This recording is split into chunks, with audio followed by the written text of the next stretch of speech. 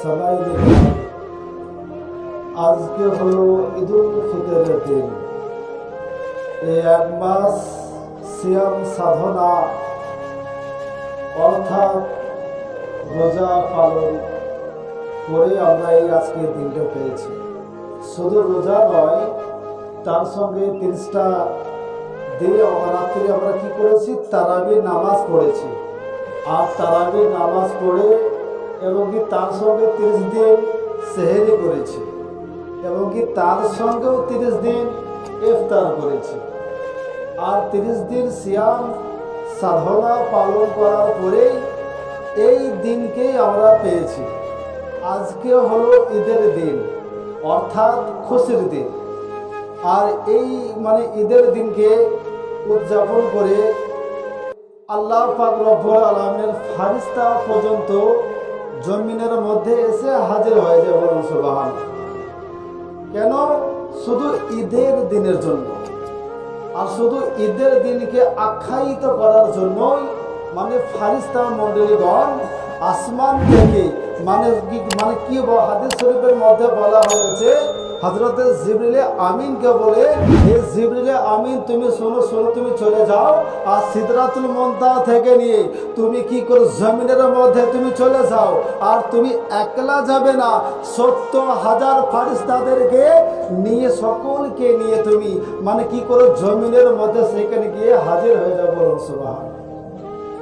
আর যে সমস্ত ব্যক্তিগণ আমরা নামাজের মধ্যে হাজির হয়েছে বা উপস্থিত হয়েছি, হাদিস শরীফের মধ্যে বলা হয়েছে, যেখানের মধ্যে নামাজ আরম্ভ হবে আর দুই দিকের মধ্যে গেট থাকবে, আর গেটের সাইডে দুই দিকের মধ্যে দুটো ফারিস্তা সেখানের মধ্যে হাজির থাকবে, গার্ড থাকবে। বলুন সুবহানাল্লাহ।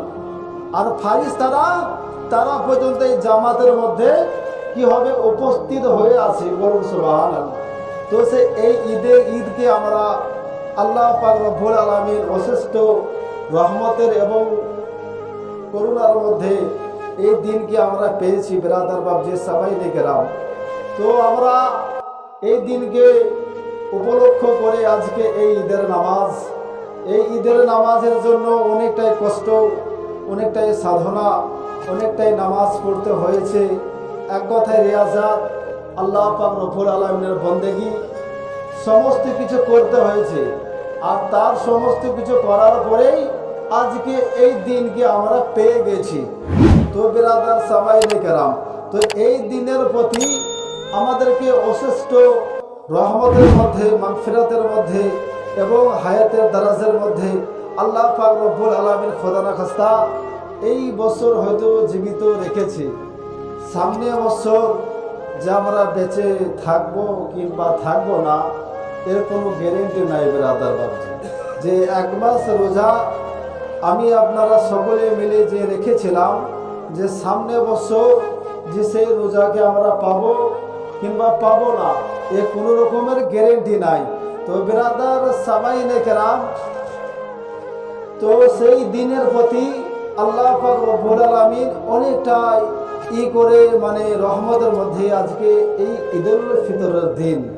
আজ শুধু আমি আপনারা বলবো যে আপনাদের এই গ্রামে শুধু ঈদ না, আপনি ভারতের মধ্যে ঈদ, আপনি কি করবেন পাকিস্তানের মধ্যেও সেখানে ঈদ, বাংলাদেশ সেখানের মধ্যেও ঈদ, আমেরিকা সেখানের মধ্যেও ঈদ।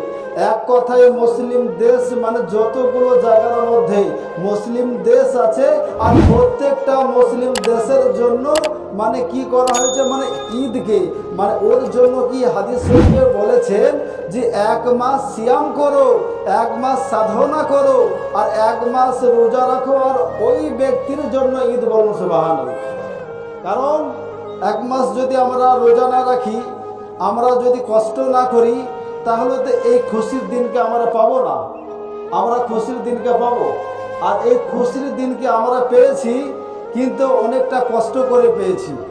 এই এক মাস সিয়াম করেছি, এই এক মাস কি করেছি, রোজা রেখেছি, এই 1 মাস মিথ্যা কথা ছেড়ে দিয়েছি, এই 1 মাস কোনো রকমের মধ্যে নিন্দা ছেড়ে দিয়েছি, এই 1 মাস অহংকার ছেড়ে দিয়েছি, এই 1 মাসের মধ্যে মানে সমস্ত রকমের গুনাহগুলোকে, সমস্ত রকমের খারাপিতাগুলোকে, সমস্ত রকমের কুকর্মগুলোকে আর সমস্ত রকমের গুনাহগুলোকে, এই সমস্ত রকমের সমস্ত কিছু কি করে দিয়েছি, ছেড়ে দিয়েছি। এর জন্য কোরআন কি বলে, মানে কি বলতে আছে, ইয়া আইয়ুহাল্লাযীনা আমানু কুতিবা আলাইকুমুস সিয়াম কামা কুতিবা আলাল্লাযীনা মিন ক্বাবলিকুম লাআল্লাকুম তাত্তাকুন। সুবহানাল্লাহ। হে ইমানদারগণ, আল্লাহকে কি করো, ভয় করো।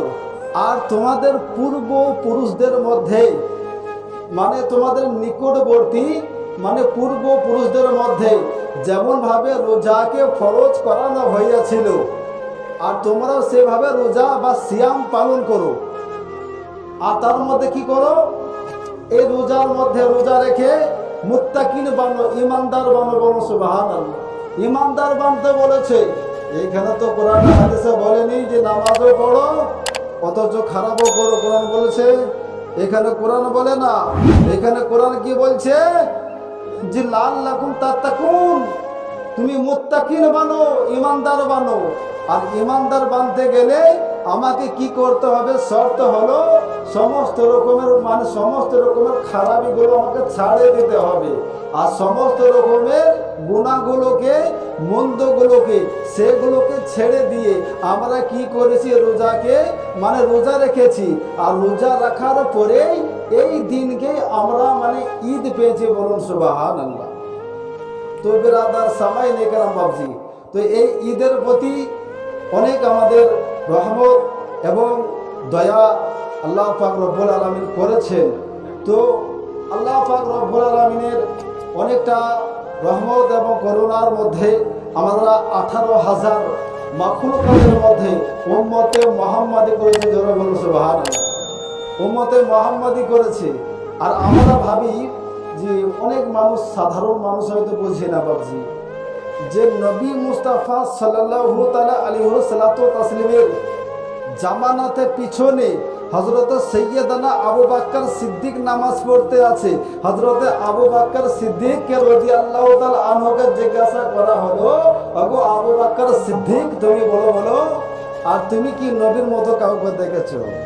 হযরত আবু বকর সিদ্দিক বলছে যে আমি কি করব, আসমান জমিন চন্দ্র সূর্য আরশে কুরসি লহে কালাম, এক কথায় সারা জাহানে যদি ঘোরা হয়, রহমত আলিল আলামিন নবী মুস্তাফার মতো আর একটি কোনো ব্যক্তি নেই। বলুন সুবহানাল্লাহ।